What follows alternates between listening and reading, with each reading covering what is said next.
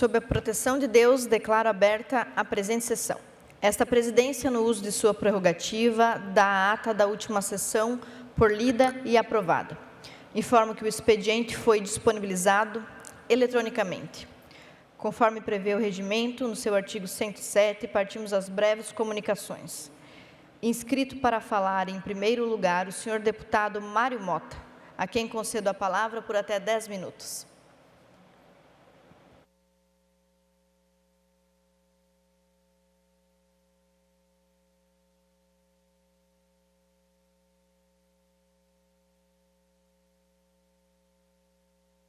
Senhora Presidente, em exercício, Ana Campagnolo, demais deputados aqui presentes, aos nossos servidores, a todos os que estão presentes nesta plenária, aos que nos acompanham pelos veículos de comunicação da Alesc, espero que o Carnaval tenha sido de acordo com a expectativa de cada um de vocês, quer brincando, quer descansando, quer orando. E retomo a nossa participação nesta tribuna para fazer um registro que muito me emocionou na última quinta-feira da semana que passou, dia 13, quando tivemos a formatura de 24 novos bombeiros comunitários no 10º Batalhão de Bombeiros Militar na cidade de São José, aqui vizinha. A senhora Tenente Coronel Isabel Ivanka Kretzer Santos é a comandante do 10º Batalhão. Aliás, é a primeira mulher a assumir o comando daquele batalhão dos bombeiros e o faz com toda a categoria, com toda a propriedade de quem conquistou a cada momento um degrau chegando a este posto tão importante. Para os bombeiros, eu levei uma mensagem que peço licença para trazer aqui também. Eu disse aos formandos e seus familiares, e principalmente à comunidade que confia no Corpo de Bombeiros. Há instituições que funcionam e há instituições que sustentam a civilização e a humanidade. O Corpo de Bombeiros, e em especial este batalhão, pertence à segunda categoria. Porque quando a vida entra em colapso, no incêndio, no acidente, na enchente, no afogamento, no desespero, não é o discurso que salva. Não é a ideologia que resgata para a vida. Não é o debate que entra na água ou atravessa a fumaça e o fogo. É o bombeiro.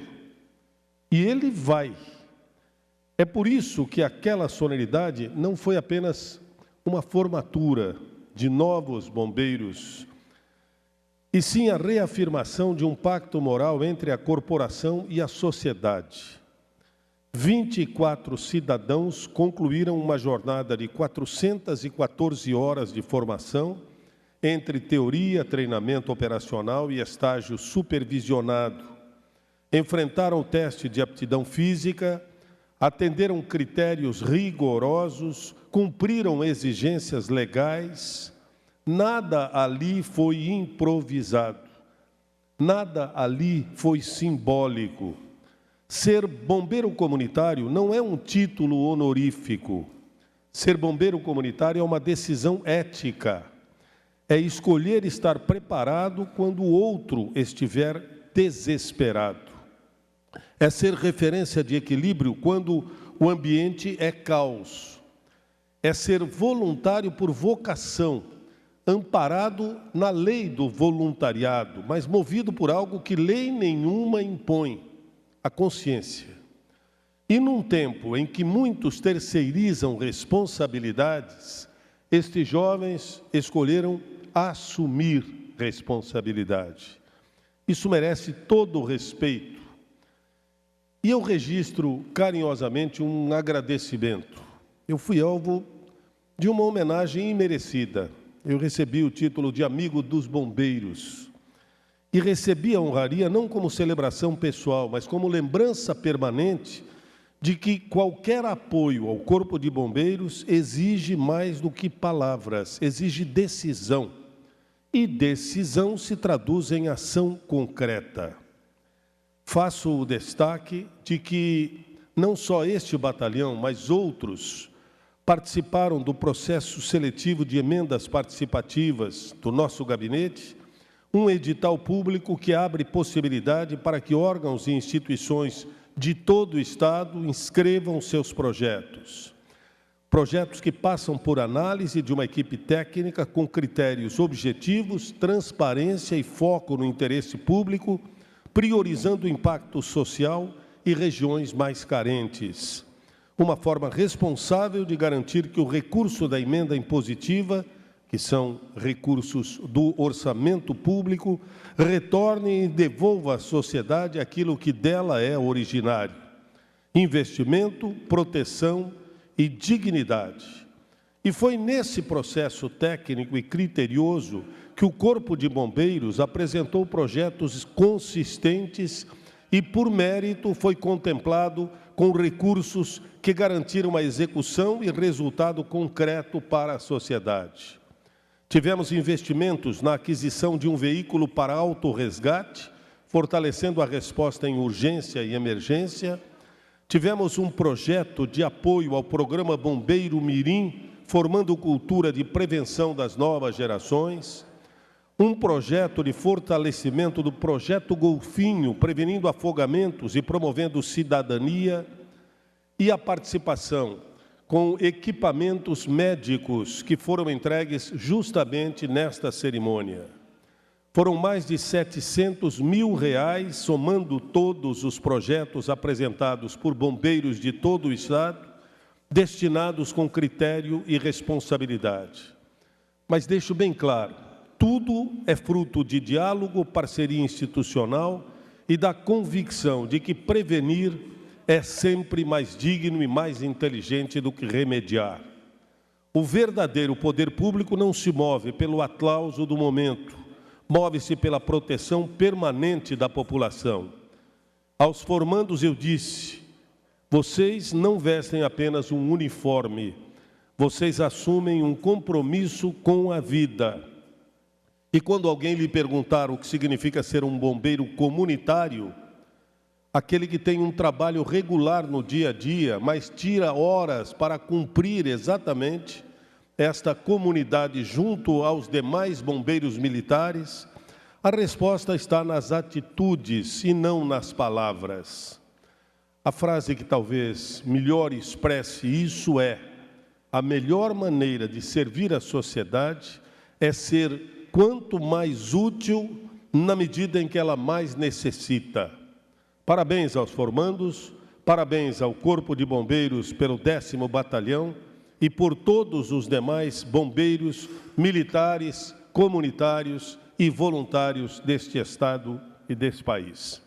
Muito obrigado. Muito obrigado, deputado Mário Mota. Inscrito para falar, ouvimos agora o deputado Vicente Caro Preso, a quem concedo a palavra por até 10 minutos.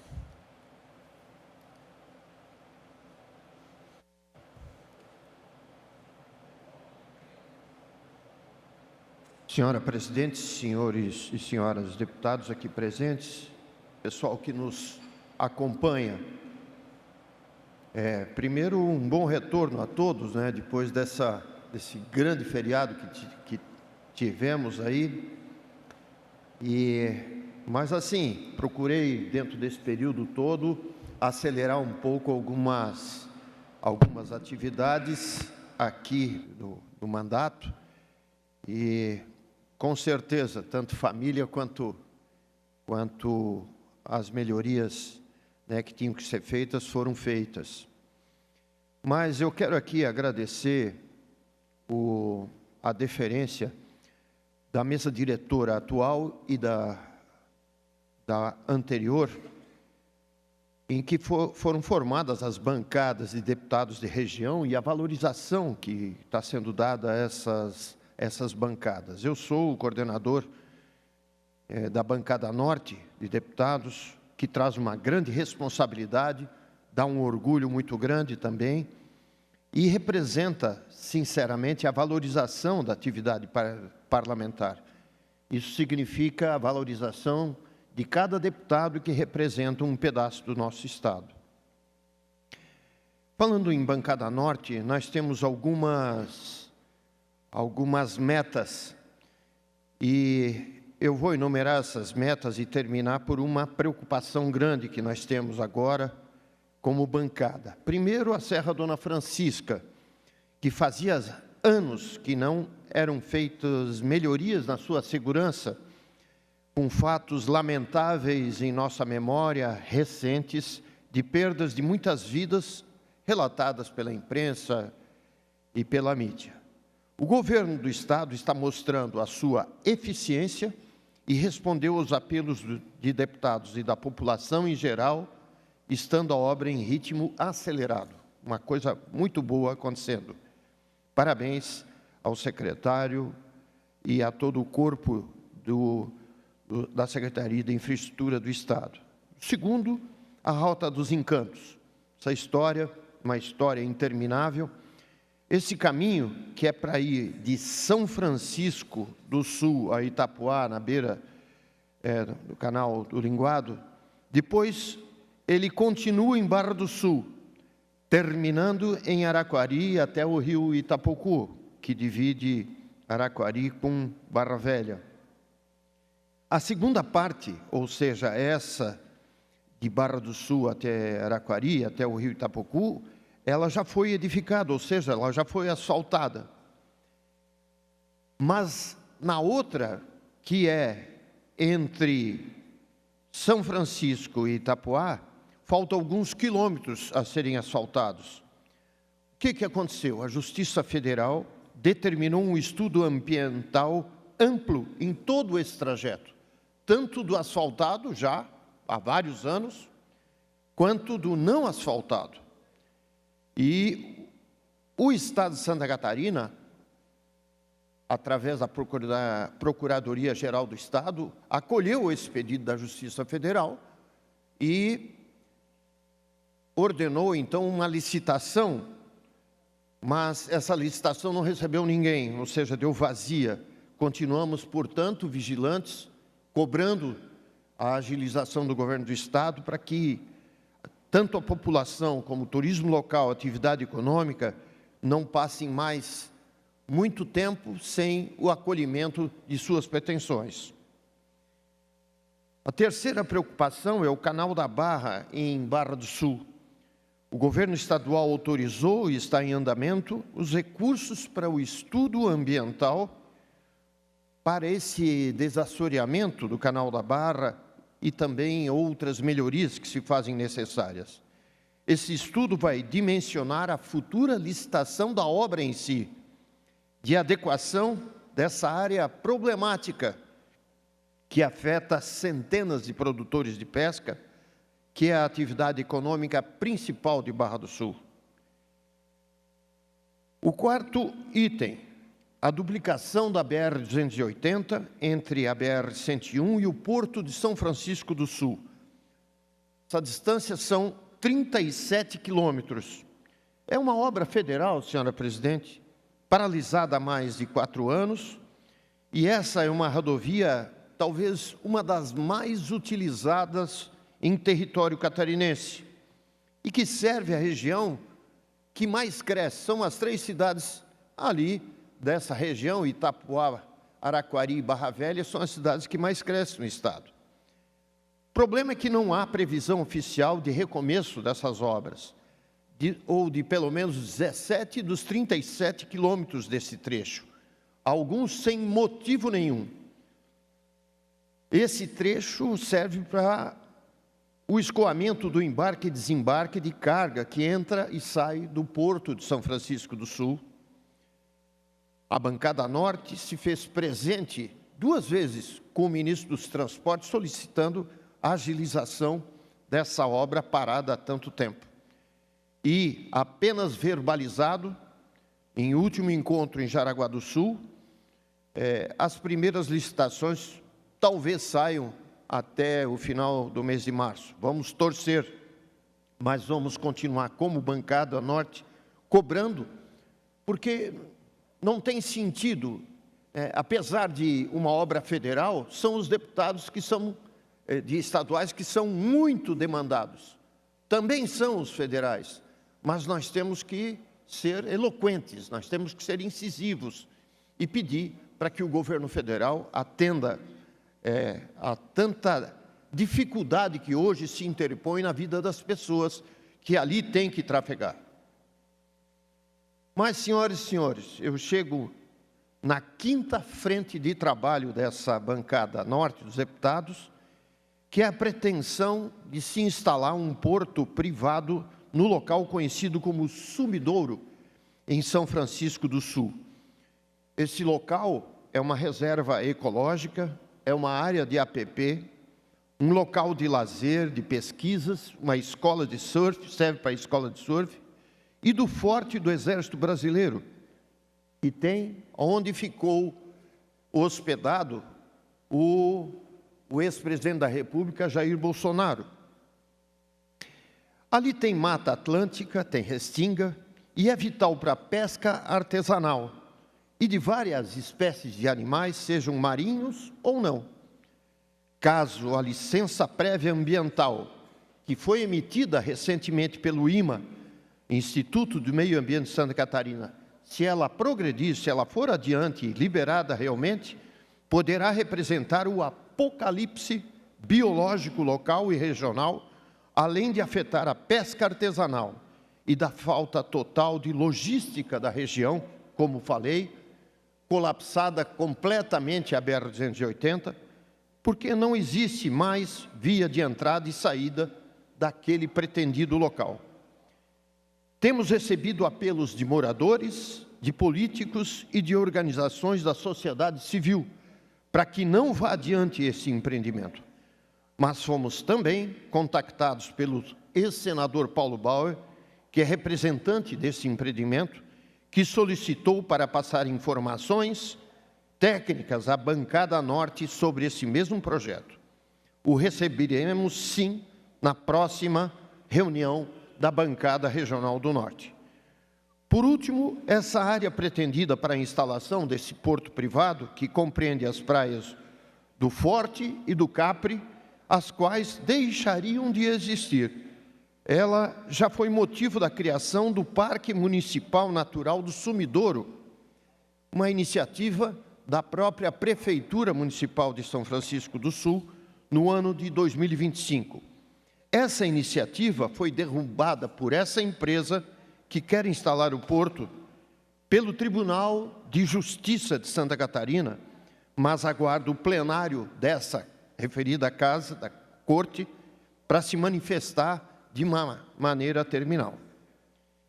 Fizemos, por último, senhoras e senhores, um apelo da bancada Norte para informação para o IMA, para sabermos os motivos da emissão recente da licença ambiental prévia, já que as duas outras pretensões foram negadas também pelo IMA. Finalmente, esperamos, apesar de estarmos em ano eleitoral, que devemos ter várias frentes de trabalho representando a região Norte.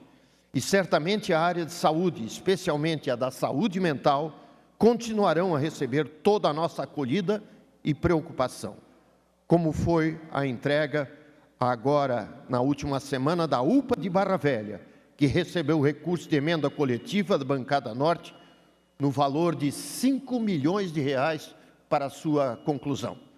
Era isso, senhora presidente. Muito obrigado. Muito obrigada, deputado Vicente Caro Preso. Inscrito para falar em terceiro lugar, ouvimos agora o senhor deputado Camilo Martins, a quem concedo a palavra por até 10 minutos.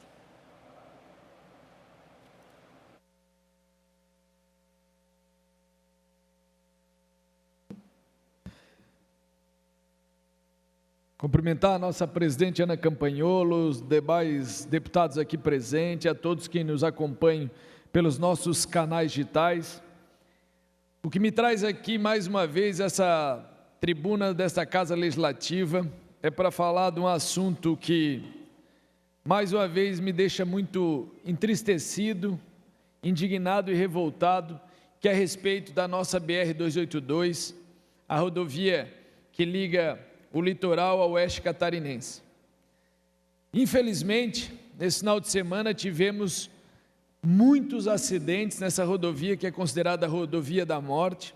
Tivemos 5 pessoas que não retornaram às suas casas, que deixaram muitos familiares enlutados, porque faleceram em acidentes na nossa rodovia da BR-282.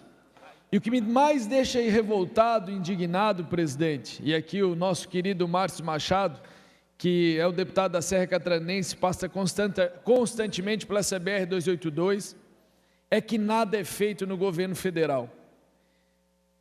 Se não tem dinheiro para fazer a duplicação dessa rodovia, que faça uma concessão, que faça os estudos necessários para publicar um edital e para que tenhamos a tão sonhada duplicação da BR-282.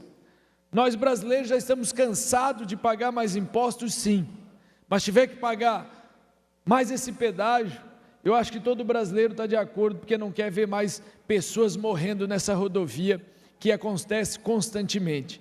E parece que as mortes se tornaram corriqueiras nas nossas vidas. A indignação cada vez diminui mais, porque algo que não deveria ser normal está acontecendo.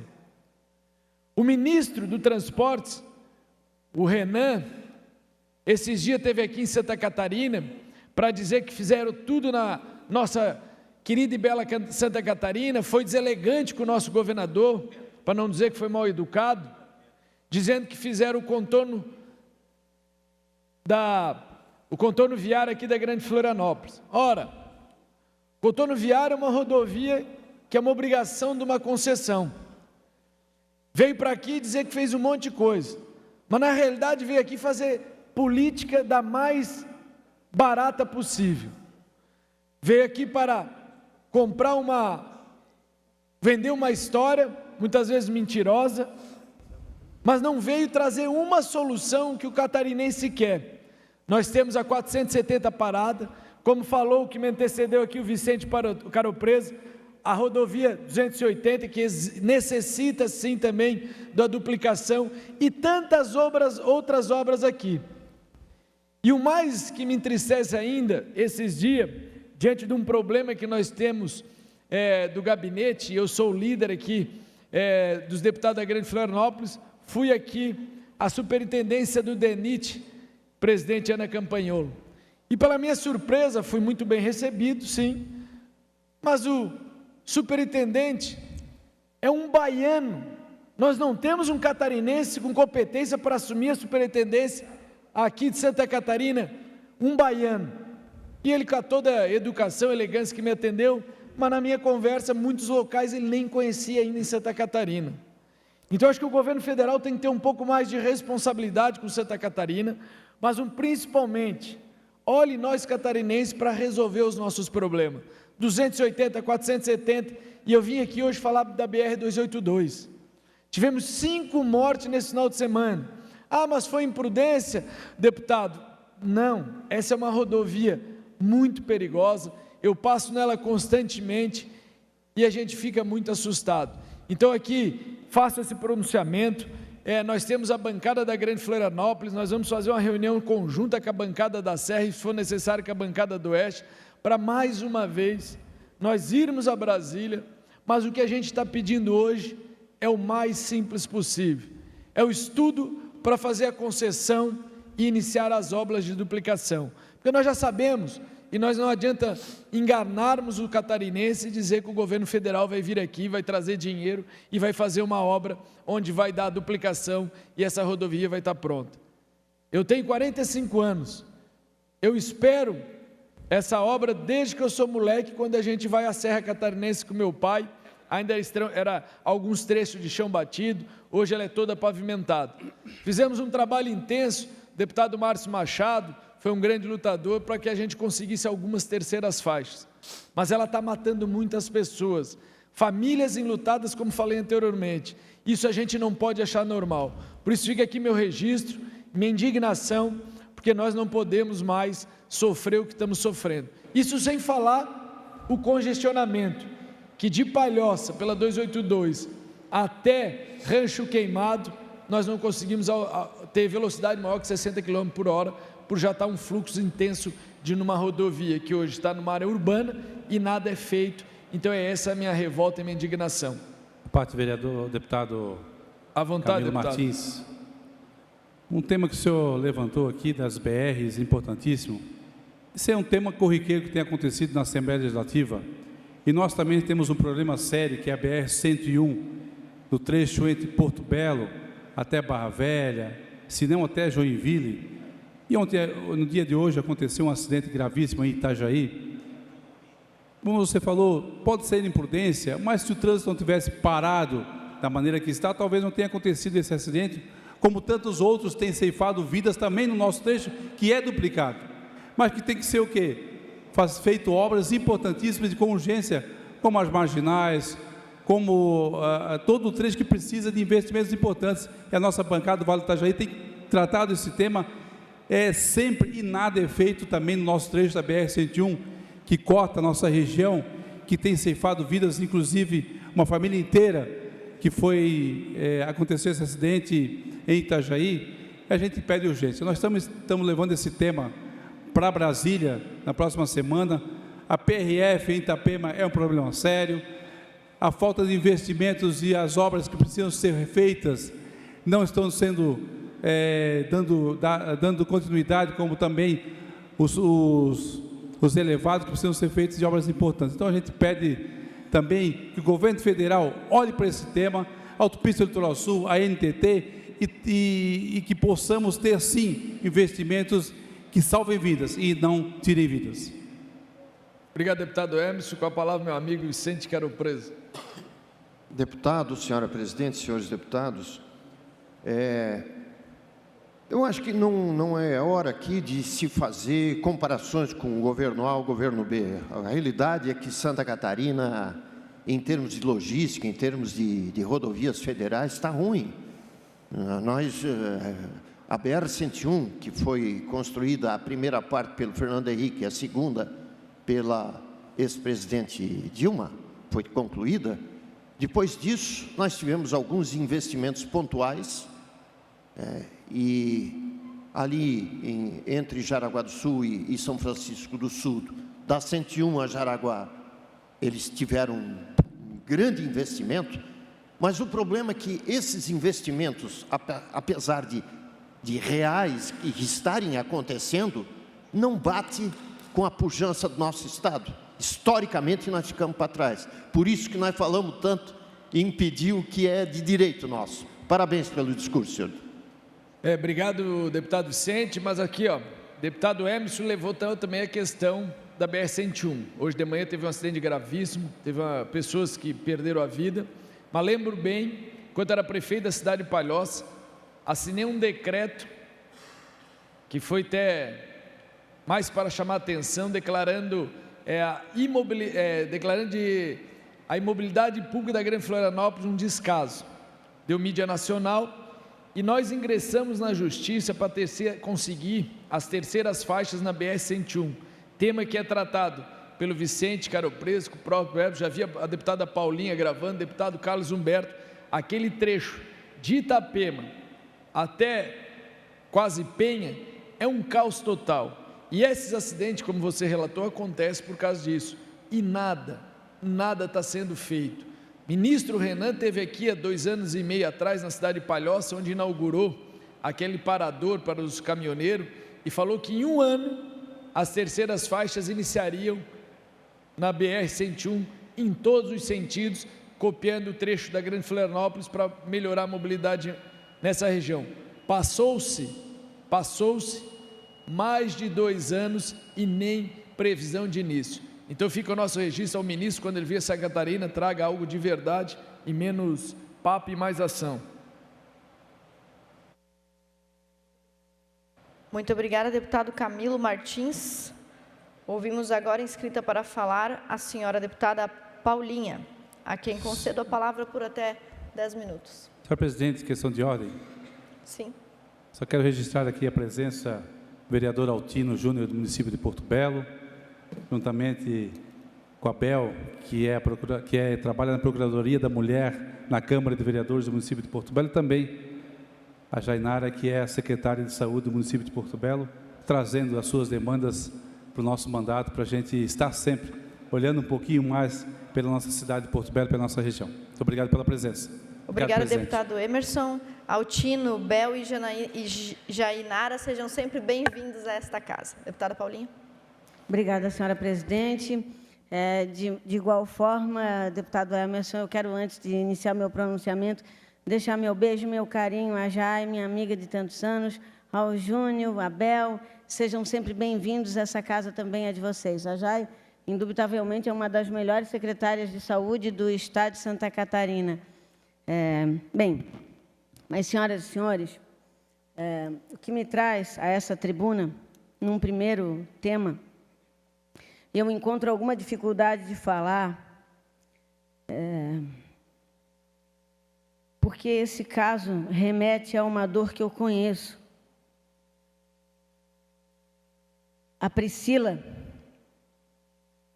37 anos, mãe, moradora de Rio Negrinho, ela pediu para não ser morta. A Priscila é uma amiga próxima, uma pessoa que sempre nos acompanhou, a mim e ao meu amigo Cabelo, nas eleições, e os seus pais, o seu Antônio, a dona Rose. A dona Rose, eles produzem leite e vendem leite de porta em porta. Ela também deixa um filho de 17 anos. E em nenhuma hipótese, essa família foi preparada para a violência sofrida neste dia.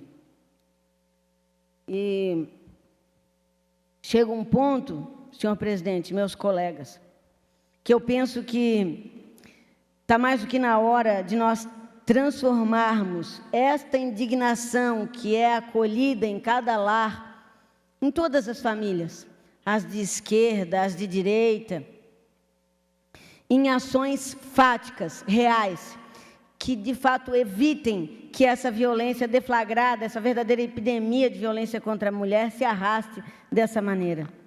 A ONU tem dito que a cada 10 minutos uma mulher morre no mundo. E no Brasil, são 4 assassinadas por dia. Eu abro mão das estatísticas para dizer aos senhores e senhoras que nós precisamos, de fato, ter um olhar especial, porque o feminicídio ele não começa com o homicídio. Ele começa muito antes, na violência psicológica, na agressão física que é ignorada, na medida protetiva que demora, no boletim de ocorrência que não vira um acompanhamento real. E é por isso, senhora presidente, que eu penso que nós temos que construir um novo protocolo de ação agora, porque lei por lei nós já temos muitas, e essas leis não são cumpridas. Aliás, as penas que se atribuem a um autor de feminicídio, a uma pessoa que mata uma mulher, uma criança, elas são muito mais brandas do que outros crimes, que estes sim poderiam ter indulgência do governo, mas não estes, não a morte, não o assassínio, não o feminicídio. E eu estou convencida de que o que salva vidas é a execução, é a estrutura, é um protocolo claro, é a resposta rápida. Nós precisamos propor uma série de medidas, e é o que eu vou passar a fazer aqui nessa casa. Primeiro, antes de tudo, a proteção imediata para mulheres em alto risco. Hoje, pela manhã, me chega um caso de uma mulher que buscou uma medida protetiva e, porque ela não sabia onde estava o agressor, lhe foi negado, derrogado o direito de requerer a medida protetiva. Com a insistência de uma amiga, ela conseguiu formalizar, mas ela também não teve nenhum amparo. Ela pode ser encontrada a qualquer momento, se não houver uma atitude em relação a esse caso. E é por isso que a segunda ação tem que ser uma rede real de acolhimento. Casa-abrigo não pode ser exceção, pessoal. Nós temos pouquíssimas casas-abrigos nesse estado preparadas para receber uma mulher vítima de violência e os seus filhos. Pouquíssimas. Nós também não temos equipe investigatória adequada. Embora algumas novas delegacias da mulher venham sendo implementadas a partir do ano passado, ainda é muito pouco. Ainda o que nós temos de proteção à mulher é praticamente invisível. E, claro, né, não menos importante, indubitavelmente, é a questão da prevenção. Nós precisamos retificar a forma como educamos meninos e meninas. Nós precisamos discutir esse tema dentro das salas de aula, sim, mas muito mais nas famílias. E os dados que se colhem aqui no Observatório da Mulher, aqui dentro da LESC, eles precisam ser melhor aproveitados, porque nós não podemos apenas guardar esses números e não propor um novo protocolo, muito especialmente aqueles casos cujas medidas protetivas são requeridas. Portanto, eu vou dizer a vocês que a nossa voz passa a ser mais firme a partir de agora. E sim, muitas das responsabilizações, muitas das mudanças legais competem ao Congresso Nacional, mas aquilo que puder ser feito com o nosso esforço em Santa Catarina, nós temos que fazer. Eu quero deixar o meu abraço sentido ao seu Antônio, à dona Rose, a todo o povo de Rio Negrinho que não merecia essa dor, especialmente a essa mulher tão querida e corajosa que implorou pela vida e não foi ouvida. E por vocês, seu Antônio, dona Rose, nós vamos trabalhar com mais firmeza para evitar que novos casos como esse se repitam. Senhora Presidente, nós também protocolamos nesta casa um projeto de lei que já foi avaliado pelas comissões e segue hoje para aprovação do plenário, que versa sobre a criação de um programa de incentivo à leitura, porque eu não vejo meios de buscarmos, de angariarmos desenvolvimento efetivo da sociedade catarinense e brasileira, que não seja pelo estímulo da educação e, de modo muito especial, estratégico, o incentivo à leitura. Atividades que promovam o desenvolvimento humano afora das redes sociais, elas precisam ser praticadas. E eu quero, de pronto, já deixar a minha gratidão aos colegas que nas comissões apreciaram a matéria e ensejaram pela sua aprovação. Também, não menos importante, reforço o que foi dito aqui sobre o caso da BR-101. Hoje nós perdemos pai, mãe e avó. Três outras pessoas estão, lamentavelmente, muito feridas. 5 veículos envolvidos neste acidente na BR-101, que é o trecho aqui de Biguaçu até Joinville, o trecho que mais mata pessoas de todas as BRs do Brasil. Este colapso que nós estamos denunciando há anos e anos e anos precisa de uma retificação urgente. E nós já levamos a nossa fala ao ministro Renan, nas audiências que promovemos aqui, em conversas com as federações, a FETRANSESC, inclusive, que reuniu dados muito estratégicos em relação a esse tema. A otimização não é o melhor caminho, porque nós estamos postergando o contrato de uma empresa que há 25 anos, por mais de 500 vezes, já foi notificada pelo descumprimento das ações que ela deveria executar e elaborar.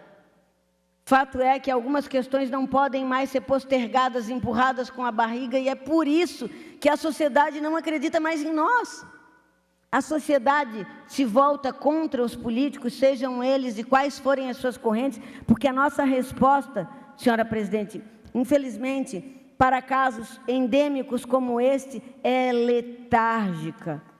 Mas nós não podemos desistir, cruzar os nossos braços ou tomar apenas o inconformismo nas mãos. Nós temos meios aqui, como legisladores, como fiscalizadores, para promover ações que retifiquem esse quadro de coisas e devolvam a Santa Catarina o valor que ela merece ter. Eu tenho dito com muita frequência, Santa Catarina é muito mais do que tem sido dito sobre ela em muitos rincões, seja aqui, dentro do nosso estado e mesmo fora do Brasil. Nós somos um povo de muito valor, de muito trabalho, que, sim, aprova e pratica os seus festejos, a sua história, de uma forma muito nobre, mas também cuida com mais valor daquilo que edificou ao longo da sua jornada. Essa é a concepção do povo catarinense. Eu eu deixo para o tema do carnaval, que também preciso falar sobre ele, para outra data, porque já chego ao fim do meu tempo, senhora presidente. Mas gostaria de fazer esse apelo aqui, que cada colega possa, de fato, interferir para que nós possamos, 30 segundos para concluir, senhora presidente, para que nós possamos ter uma mudança de esquadro no que concerne a violência contra a mulher. Hoje nós deixamos um requerimento para o presidente para que ele subscreva o Pacto Nacional pelo Fim da Violência e estamos também propondo aqui, com a Procuradora-Geral, doutora Vanessa Cavalazzi, um pacto estadual para o fim da violência. Muito obrigada, senhora presidente, e a todos que nos ouviram com atenção. Muito obrigada, deputada Paulinha. Encerrado o período de breves comunicações, passamos, conforme prevê o artigo 108, ao horário destinado aos partidos políticos. Sendo a ordem estabelecida PL, Bloco Social Democrático, MDB, PSDB, Bloco União, PSD, PRD, Bloco Democracia, Inclusão Social e Igualdade, PT, PSOL, Bloco Podemos, Republicanos, Novo, PP e PDT. Não havendo oradores inscritos, suspendemos esta sessão até às 16 horas em que está prevista a ordem do dia.